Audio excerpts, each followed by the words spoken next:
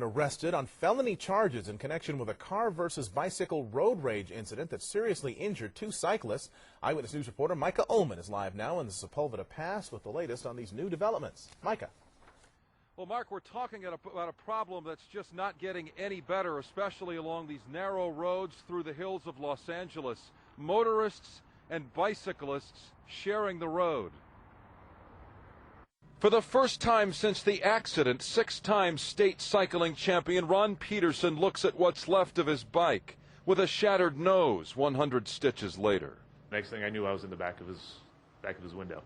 Christian Stoehr contemplates life out of work for 6 months to a year with a separated shoulder in need of surgery. Almost all the way, I think I clipped the back of the trunk and then ended up flying over myself and landed in the middle of the road. Peterson and Stoehr were two of 300 cyclists on a holiday ride through Brentwood's Mandeville Canyon on the 4th of July.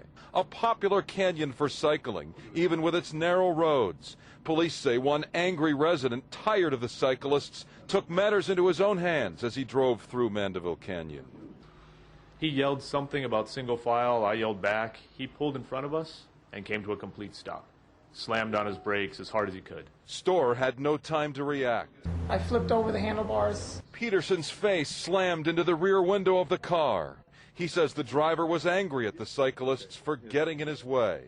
That's like beating your neighbor with a bat after his dog poops in your yard. City Councilman Bill Rosendahl is now stepping in to hold a community meeting. We have to find a way to slow them down a little bit, the cars, first of all. Bicyclists have the rights just like any other vehicle on the road, and they need a Bill of Rights. Rosendahl says this is a tragic example of a growing problem in Los Angeles, unwillingness to share the road. So we're going to be calling the bicyclists together with the homeowner groups, with the LAPD, and the Department of Transportation, and see how this can be avoided and that it never, ever happens again. The man accused in all of this, 58-year-old Dr. Christopher Thompson, he's out now, but he was arrested at the scene facing possible felony charges of assault with a deadly weapon. Expect a community